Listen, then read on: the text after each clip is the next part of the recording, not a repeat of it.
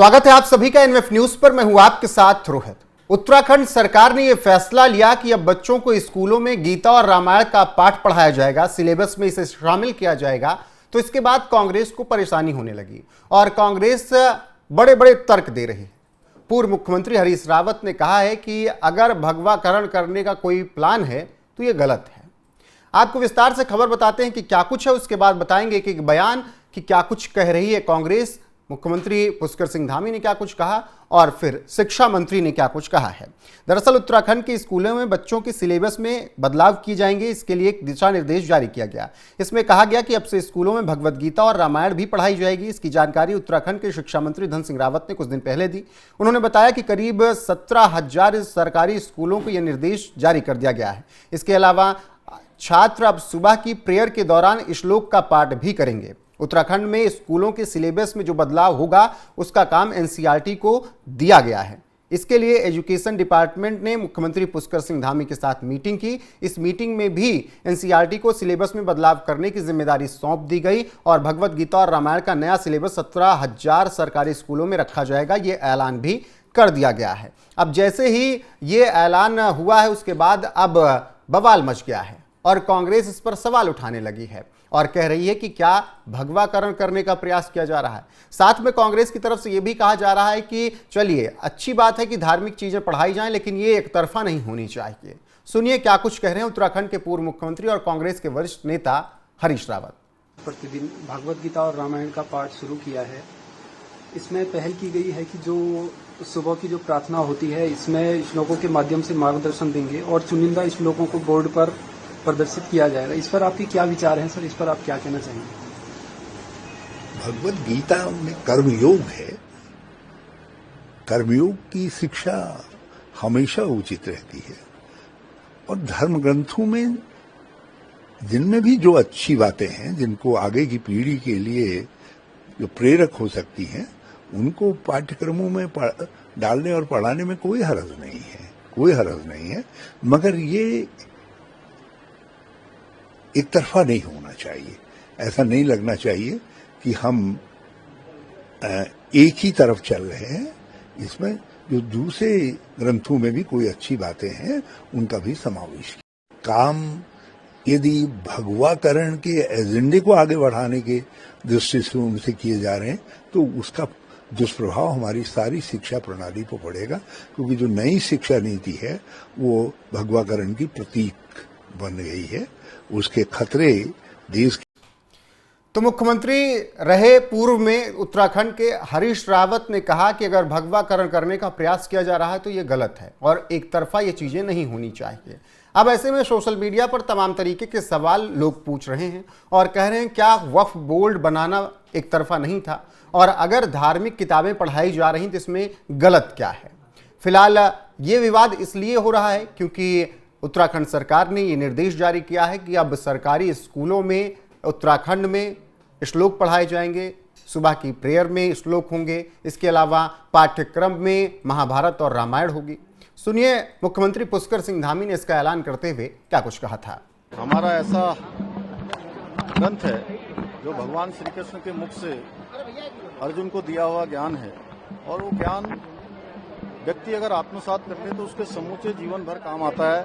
अच्छे संस्कार उनके अंदर आते हैं, न्याय करना सीखता है, कर्मशील होता है और कर्म प्रधान मानते हुए जीवन में हर क्षेत्र में आगे बढ़ता है। और ये हमारे यहाँ हमने शिक्षा विभाग की समीक्षा बैठक में तय किया था कि सभी हमारे विद्यालयों में गीता पाठ कराया जाएगा, गीता का सभी को ज्ञान मिले, हमारे बच्चे जीवन में आगे बढ़े।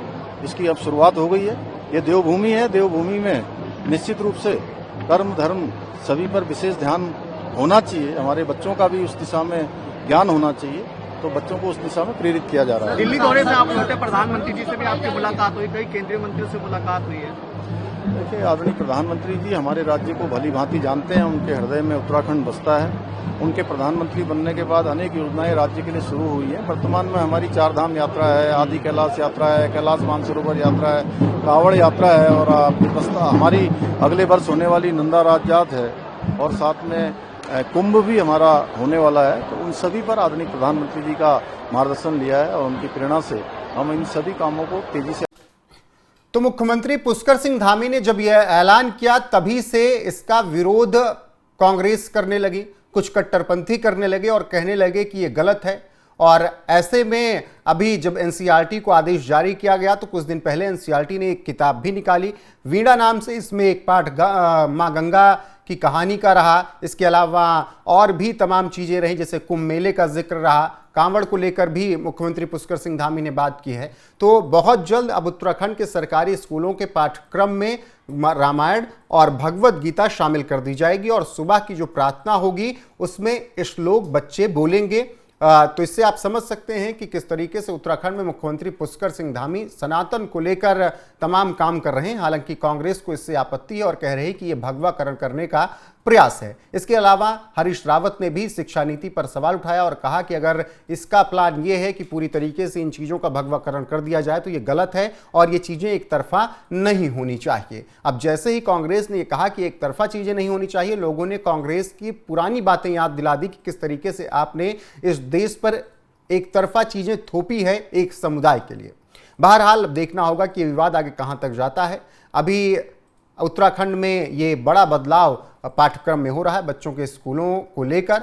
ऐसे में क्या कुछ कहा शिक्षा मंत्री उत्तराखंड के धन सिंह रावत ने, उनके बयान के साथ आपको छोड़े जाते हैं। बाकी उत्तराखंड सरकार की इस पहल पर और कांग्रेस के विरोध पर आपकी राय क्या है, कमेंट में जाकर जरूर बताइएगा। वीडियो को शेयर कीजिएगा, लाइक कीजिएगा, चैनल को सब्सक्राइब करना ना भूलिएगा। बाकी बने रहिएगा हमारे साथ, क्योंकि ये देश और दुनिया की हर एक खबर आपको यहाँ पर मिलती रहेगी लगातार। नमस्कार।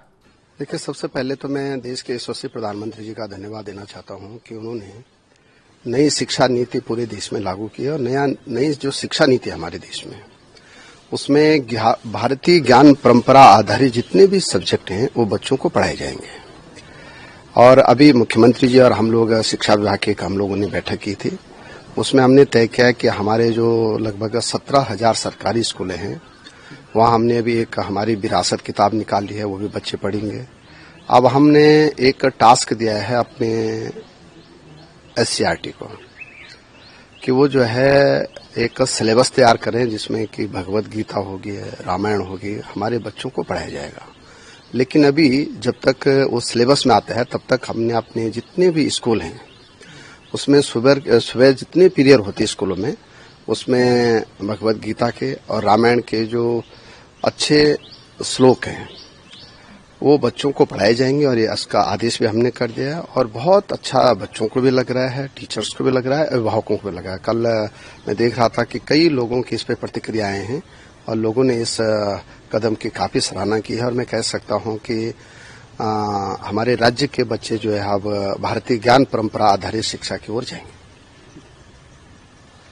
सर, शुरुआत में अभी कितने कुछ विद्यालय चुने गए हैं? देखिए, अभी जितने भी हमारे सरकारी स्कूल हैं, जहाँ जहाँ हमारे संस्कृत के टीचर हैं या जहाँ जहाँ हमारे अच्छे टीचर हैं जो कि उसके बारे में अच्छा बता सकते हैं, भगवत गीता के बारे में बच्चों को अच्छे ज्ञानवर्धक चीजें बता सकते हैं, उनका मार्गदर्शन कर सकते हैं, उन स्कूलों में हमने लागू किया है और धीरे धीरे सभी स्कूलों में प्रक्रिया शुरू हो गई।